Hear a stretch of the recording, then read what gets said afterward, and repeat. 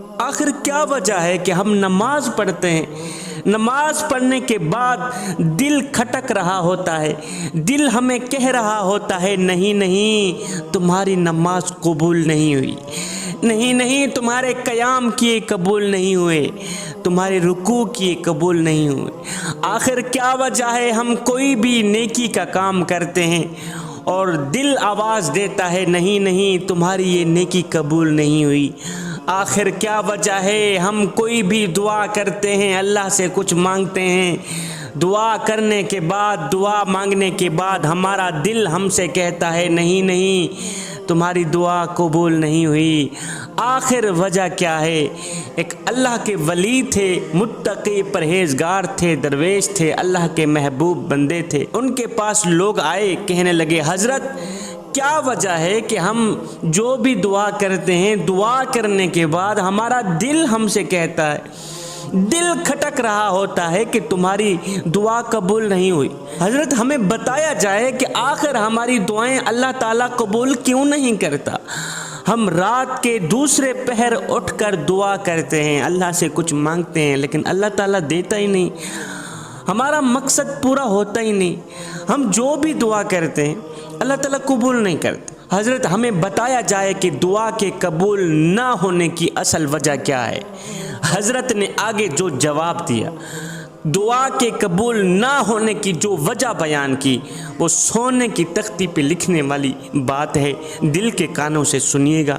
جب لوگوں نے کہا حضرت ہم کوئی بھی دعا کرتے ہیں اللہ تعالیٰ قبول نہیں کرتا، ہماری دعا قبول نہ ہونے کی اصل وجہ کیا ہے، وجہ تو بتا دیں، تو آگے اللہ کے ولی نے جواب دیا بھائیو، عبادت قبول نہ ہونے کی وجہ یہ ہے، دعا قبول نہ ہونے کی وجہ یہ ہے کہ تم اللہ کو تو جانتے ہو لیکن اس کی اطاعت نہیں کرتے۔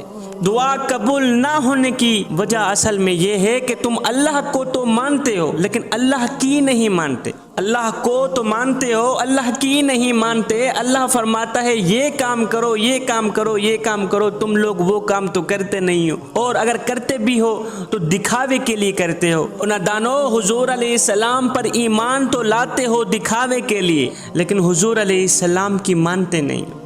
آقا علیہ السلام کو تو مانتے ہو لیکن آقا علیہ السلام کی نہیں مانتے۔ یوں تو کہتے ہو حضور علیہ السلام کے نام پر ہماری جان قربان، غلامی رسول میں موت بھی قبول ہے، یہ جملہ تو تم بار بار اپنی زبان پہ دہراتے ہو۔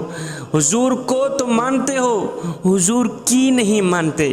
تم قرآن تو پڑھتے ہو لیکن قرآن پہ عمل نہیں کرتے، تم نمازیں تو پڑھتے ہو لیکن دکھاوے کے لیے، اللہ کی نعمتیں تو کھاتے ہو لیکن ان نعمتوں کا شکر ادا نہیں کرتے۔ آئے شکر ادا نہیں کرتے تو پھر مجھے اس بابا کی کہانی یاد آ گئی۔ ایک بابا جی تھے، ان کی آنکھوں کا آپریشن ہوا، آنکھوں کا آپریشن ہوا تو ڈاکٹر نے کچھ دنوں کے لیے سجدہ کرنے سے روکا۔ بابا جی تو نے سجدہ نہیں کرنا، نماز نہیں پڑھنا، اگر سجدہ کرو گے تو آنکھوں پہ بوجھ پڑے گا، وزن پڑے گا، کہیں آنکھیں پھر سے خراب نہ ہو۔ بابا جی 3 دن آپ نے سجدہ نہیں کرنا۔ ہائے، ڈاکٹر صاحب نے 3 دن کے لیے سجدہ کرنے سے روکا۔ یہ بابا جی ہسپتال سے نکل کر شام کو گھر آیا، اس نے کھانا پینا بند کر دیا۔ ایک دن گزرا، دوسرا دن گزرا، تیسرے دن گھر والے بول ہی پڑے، او بابا جی ڈاکٹر نے تو آپ کو سجدہ کرنے سے روکا تھا، کھانا کھانے سے تو نہیں روکا تھا، اور ڈاکٹر نے آپ کو سجدہ کرنے سے روکا تھا، کھانا کھانے سے تو نہیں روکا تھا۔ ہے فقیر رو کر کہنے لگا، بابا رو کر کہنے لگا بیٹو کھانا اس سوچ کی بنیاد پر نہیں کھا رہا کہ جس مالک کو سجدہ نہ کر سکوں اس کا رزق کھاتے ہوئے مجھے شرم آتی، اور اس کا رزق کیسے کھاؤں جس کریم رب کو سجدہ بھی نہیں کر سکتا، جس کریم رب کا شکریہ ادا بھی نہیں کر سکتا، اس کا رزق کھاتے ہوئے مجھے شرم آتی ہے۔ پھر مجھے امام غزالی کی وہ بات یاد آ گئی، آپ نے کہا او گنہگار بندے، او بدکار بندے، اوے اللہ کے نافرمان، پھر تجھ سے بہتر تو وہی کمیاروں کا کھوتا نکلا۔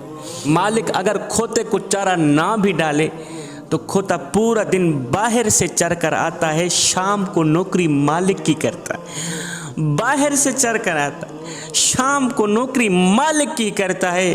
फरमाया कितना नादान है तू कि तू खाता भी मालिक का है, नाफरमानी भी मालिक की करता है। अल्लाह वाले ने कहा बेटे हम अल्लाह की नेमतें तो खाते हैं लेकिन अल्लाह का शुक्र अदा नहीं करते, इन नेमतों का शुक्र अदा नहीं करते। हम इस बात को बखूबी जानते हैं कि जन्नत इताअत गुजारों का घर है, जन्नत अल्लाह के फर्मा बरदारों का घर है, जन्नत अल्लाह के महबूब बंदों का घर है। इस बात को बाखूबी जानते हुए भी हम जन्नत की तलब नहीं करते। ये हम जानते भी हैं कि जहन्नम गुनहगारों का घर है, लेकिन फिर भी हम जहन्नम से डरते नहीं। ये हम जानते भी हैं कि अगर शैतान की मानेंगे तो जहन्नम में जाएंगे। ये जानने के बावजूद भी हमने शैतान से दोस्ती लगाई हुई, हमने शैतान से यारी लगाई हुई, शैतान को अपना समझ रखा है, शैतान के साथ रिश्तेदारी बढ़ाई हुई, अपने अंदर शैतान को समा रखा है। अफसोस की बात तो ये है, जलालत की बात तो ये है, हमने शैतान को उठाकर अपने अंदर बिठा दिया।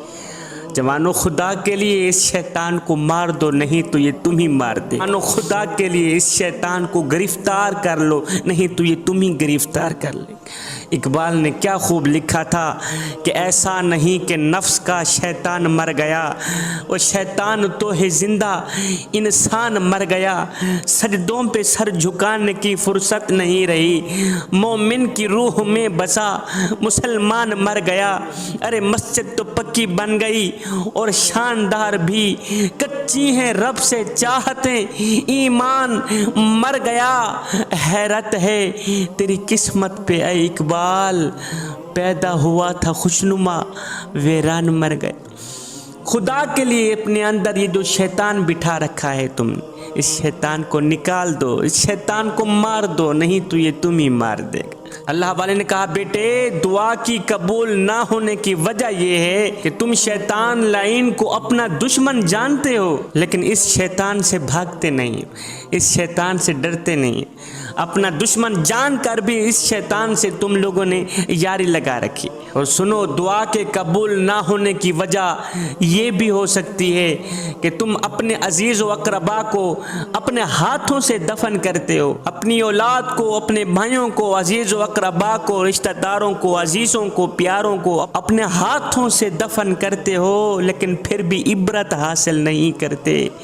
दुआ के कबूल ना होने की वजह ये भी हो सकती है कि मौत को हम बरहक समझते हैं लेकिन आखिरत के लिए कुछ इकट्ठा नहीं करते। मौत को हम बरहक समझते हैं, आखिरत के लिए कुछ इकट्ठा करने के बजाय हम दुनिया इकट्ठी कर रहे होते हैं। बड़ों का अदब नहीं करते, छोटों पर रहम नहीं करते, है गरीबों की मदद नहीं करते, मजलूमों का साथ नहीं देते और जालिम के सरों पे हाथ रख के शाबाश दे रहे होते हो।